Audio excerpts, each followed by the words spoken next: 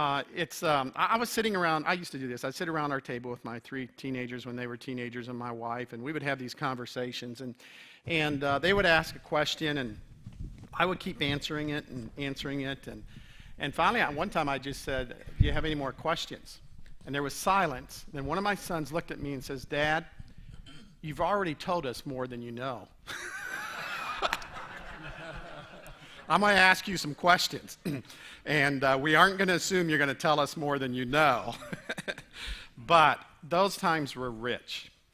And I know one of the incredible gifts I've had in this life of 35 years being in revival ministry as of this year, one of the most incredible gifts is the relationships I've had with these folks on the platform, many of you, and those who carry the burden. And one of the most joyful times I have is sit down one-on-one and sometimes ask some just tough questions. These questions today, most of them are not going to relate to revival. It's going to relate to the carriers, the voices of revival, and what is life really like, and where you live, and how do you deal with issues that you're facing. And so it's going to be raw. I may ask some very direct, straightforward questions. They don't have to answer it as direct and straightforward if they don't want to.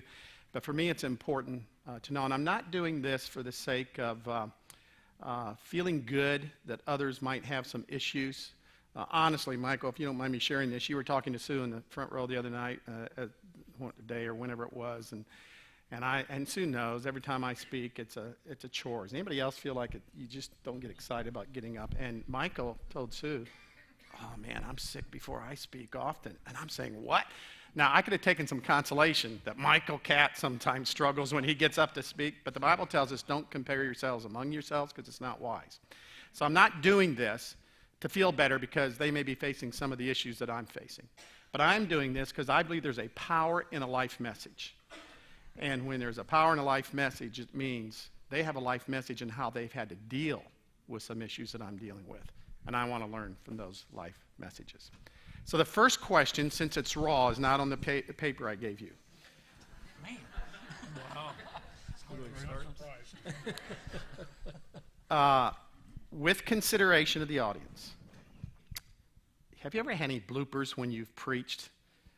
And maybe share one blooper of when you've preached that's appropriate, not the one you told me at breakfast, Daniel. Any other bloopers? And I'm not going to share mine. Yeah, but anyway. Any bloopers of any time you said something or whatever from the platform? I hate to sit in front of some of you here, but Michael, surely you've had one. I've been at Sherwood 20 years and 2 weeks, and they have made a tape that I just found out about of 20 years of bloopers. Actually, it's a DVD series, and I remember a lot of the bloopers. I remember one time I was preaching, and I was in the middle of quoting a scripture, and I just had a senior moment. I mean, I just forgot, and I just said, you better think about it. And I was right in the middle of it, and I stopped in the middle of the verse. And I said, and you better think about it. And I went back to my Bible so I could remember the verse. So it was not a good moment. Yeah. It was not a lovely moment. Yeah. And Michael's not always lovely. He was telling me about the first time a cell phone rang in your congregation. Yeah. It when people were first starting to bring cell phones in, and I was down about 8 rows into the congregation, and a cell phone rang, and it was a lady sitting on the end of the row, and I said, give it to me. It was on a Sunday night, and I answered it, and I said, hello, and who is this? I said, this is Michael, and I knew it was her husband. I said, just get off the golf course. And I said, we're in church. She's sitting here in church, and we're about to pray. And so anyway, they're not in our church anymore.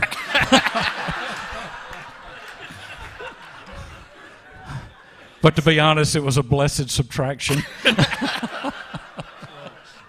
Okay, quickly. By the way, all of you don't have to answer this question. So if you any of the questions, we don't want all of you to answer, just some of you. But any bloopers? Well, I just years ago, I was doing taping a televised sort of thing, and it was going to be taped and shown, and I was teaching on spiritual warfare and putting on the armor of God. And so I was just telling people how for decades I had every morning put on the armor of God, and I put on the helmet of salvation and the breastplate of righteousness, and I don't remember what the rest of it is. Which totally blew the whole thing. I've been doing this for years, every day. But I don't remember what it was. Oh, that's great. They did a retake. Okay, Dick, now I just want to know, Dick, have you ever had a blooper? Well, I have a very convenient memory. Put your mic. I've no doubt had thousands, but I can't think of a single one. Okay, Daniel, no. That's fine. That's good, because I have one mine. I've got to share with you. And my most recent blooper, I forgot to show the video that we're going to of Revive Our Hearts as their spot for sponsoring. This is a raw conversation. Somebody came up to me and said, Byron, why isn't Nancy speaking this year? And I said, you want to know the real, raw truth? He says, yeah. And I said, it's because she needs a breather. And Nancy has been stretched. As you would be, how many messages per year? Was it 200 and some broadcasts? You imagine pastors, new messages, not taping your Sunday morning message, per year. And so some of her leaders, which I'm very grateful for, came around her and said, you are going to take a breather. And so that's one of the reasons why she's not speaking here. And I'm being very raw for her, okay? And Nancy, Sue is very close to Nancy, and we are as a couple. It's kind of part of our family. And Nancy has even verbalized these words. Hang on to your seat, okay? Because this is the next question to this group. I think I'll quit. Can you imagine a Christian leader saying those words? Has anybody else ever felt that or thought that? Have you all ever thought that? Have you ever felt like, I just want to quit? And you may not have, but if you have, can you just talk about that a little bit? And then what is more important, what did you do to get out of that momentary thought? I'll start since I didn't do anything last time. When my wife and I were 30, I was 30, she was 28, we were called to a church in San Jose. A lot of you know the story where we followed a pastor who had a moral failure that had been covered up 8 years. The church had a $25 million lawsuit. Had been diminished to half of its size when we arrived in my first really major senior pastorate. And for those 4 years, I always say that I was there as long as he was because my 4 years in dog years equaled his 28, and that's how they felt. But hurting people hurt others, and we all know that. And between the lawsuit and people who had been so embittered over the fact he'd covered up his sin for so long and felt so violated, it turned into a situation where people were trying to get rid of me and the elders, and 51 allegations, and some of you have been in situations like this that turned into family meetings. One time, just very briefly, we came home from a vacation. This is how difficult it got. And some lady had sent a postcard to our home. It was a pornographic postcard, and on the back it said, "Dear Pastor Daniel, I enjoyed our time together the other night. Let's do it again soon. Love, S." And my wife said, that stands for Satan, and it did. But that just shows you how incensed some of these people had been. Wow. Bottom line, we got through all of that, but had basically planned to leave the ministry. I was looking at other careers. And, of course, there's a lot of color to all those stories. But I would say this, our elders, bless their heart, had the sense, the love, and the resources to force us to go away for 3 weeks to a retreat center for pastoral couples. And it was there that God restored our hearts down in Laguna Beach. We also took time to go have lunch with some of my mentors, with John MacArthur, John Maxwell, Chuck Swindoll. All of them poured into our lives, gave us perspective. And humanly, we would not be in the ministry today had we not had elders around us who cared enough to force us to get the help we needed to stay in the fight, and other wise men who gave us perspective. I always say discouragement is a temporary loss of perspective. And we were very discouraged. But today, even our ministry raises funds to help pastors like that. And that's become a big part of the DNA of what it takes to stay in the fight. Amen. He said it, but he didn't do it on the microphone every Monday, especially when I was preaching 4 services on Sunday. My first 5 years at Sherwood were a living hell. And that came after 3 years in Oklahoma of being in a deacon-possessed church.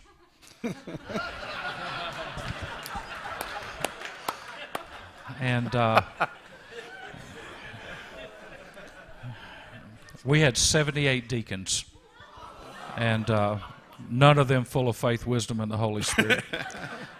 But it came to a real crisis. And I remember calling Ron Dunn one day and crying on his shoulder. And he stopped me about 1 minute into it, and he said, "Michael, stop." He said, "You're making me miss the pastorate."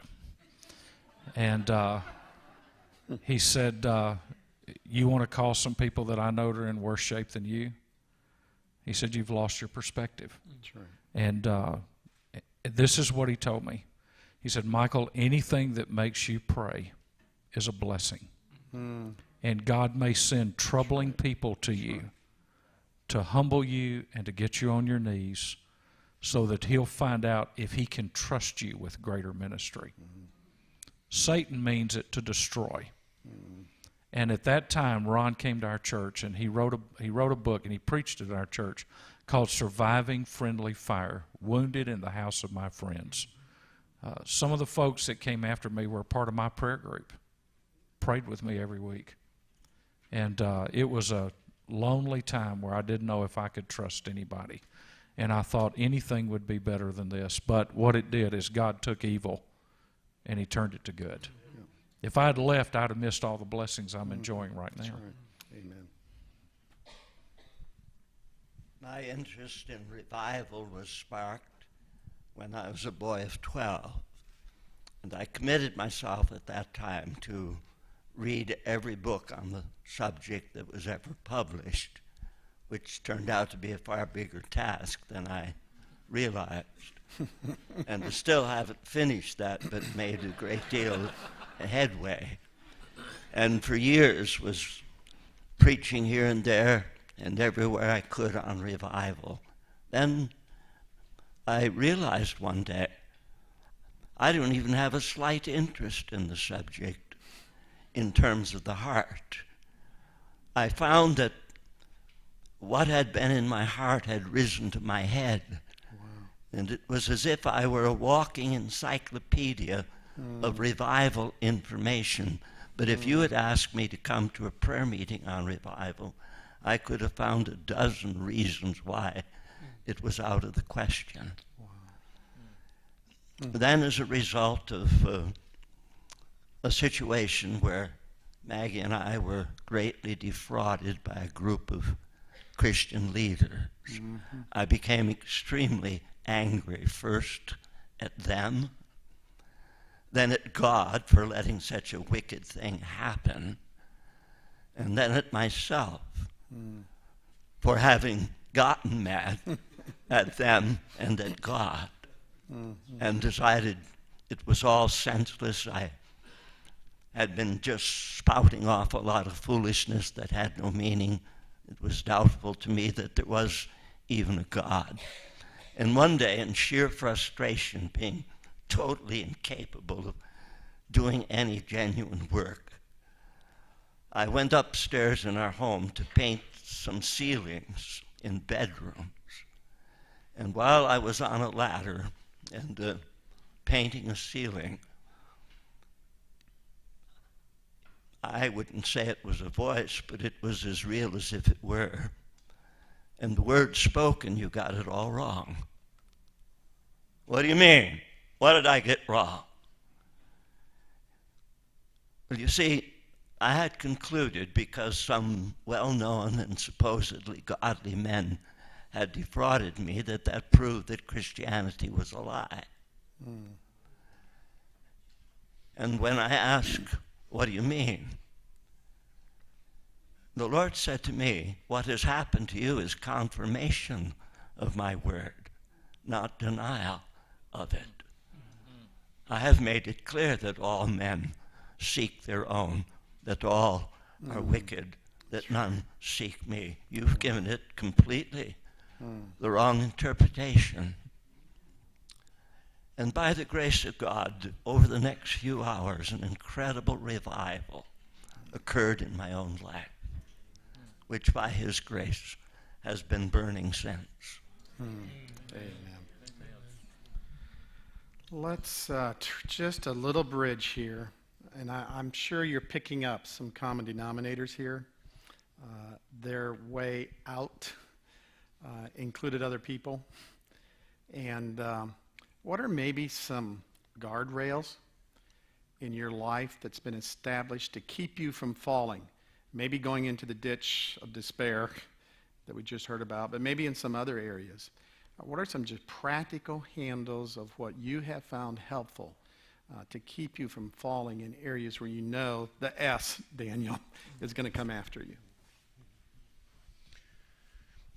I have several men who stand with me in several different ways. A couple days ago, I'm here at the conference. I get a phone call. I look and I go, it's Keith. Keith calls me every week, never necessarily on the same day. He has no idea where I am. Every time he calls, he says, "So where in the world are you?" "I'm in Asheville." Okay. And he's a Christian counselor, but that's not why he calls. He calls because he's a good friend. And he calls every week, and he starts asking me questions. You know, some of them are just nice questions. How are you? What are you doing? How are things going for you? And then he gets tougher. Are you living out what you're preaching, Dave? How's your prayer life? How are your spiritual disciplines? Have you been looking at anything you shouldn't be looking at? And sometimes after we have a nice and hard conversation, and he blesses me and prays and hangs up, he'll call back a couple minutes later and say, "Hey, Dave, did you lie about anything that you just said to me?" That's right. Praise the Lord. And, you know, he is of more value than gold. For years now, calling me, asking those questions. I have another man who for years and years follows me on the internet. I cannot get on the internet without him seeing where I am. It's amazing how protective. what a safeguard that is. Yeah. You know, those sort of things. And so I really believe that those are the sort of things that we need to look for, pray for, ask God to bring into our lives just to help. That's been a great help to me. In addition, I think accountability is really key. I know as a pastor, I always proactively made sure I met every week with the chairman of our elders, and that just consistency of conversation was so important. And I think we would all agree with this. Spending amounts of time in prayer with those same people is really vital as well, because sometimes, as the counselor knows on his callback, you can sit across the table and twist the truth or put a spin on it, but when you're on your knees, it's pretty authentic, and I know that's a big deal. Following twice in my ministry, following pastors who had moral failure, I carry with me something I wrote called 40 Reasons Why I Don't Want to Commit Adultery. Because when you're the cleanup guy, you learn some you never thought of before. So those really renew my mind. I know when I travel, our board requires me to travel with someone always, and that's very, very helpful. Just that accountability. I've asked my wife to control the passwords on all of our computer filtering software. So those kind of things are really huge for me. And again, you can put all the systems in place, but ultimately, our accountability has to be to the constancy of the presence of a holy God. I've had two men that have been in my prayer group for 13 years. And we meet every week on Wednesday mornings. I have three men in the church that I went to early on in my ministry there and said, if I'm ever not authentic, if you feel like there's a blind spot or a speck or a log or anything in my life, I'm giving you permission to walk in unannounced and confront me with it. Because people see things in our lives before we see them. And, there have been times when one of them would walk up and say, that one part in that sermon right there, you really got in your flesh. And that wasn't the Lord. And they've rebuked me for something, not because they want to hurt me, but because they want to help me. I never counsel women alone. And I have pictures of my wife and my children all over my office.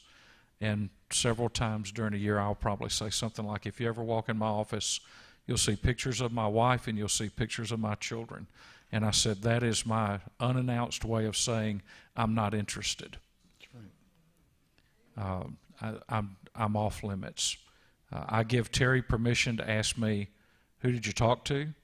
Who did you eat with? Who did you spend time with? Where did you go? What did you see? What did you watch?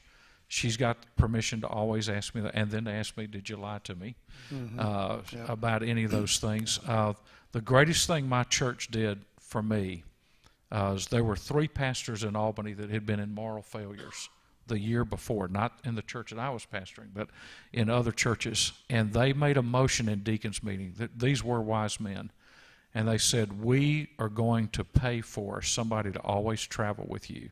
This is the only trip this year I've been by myself, the only one.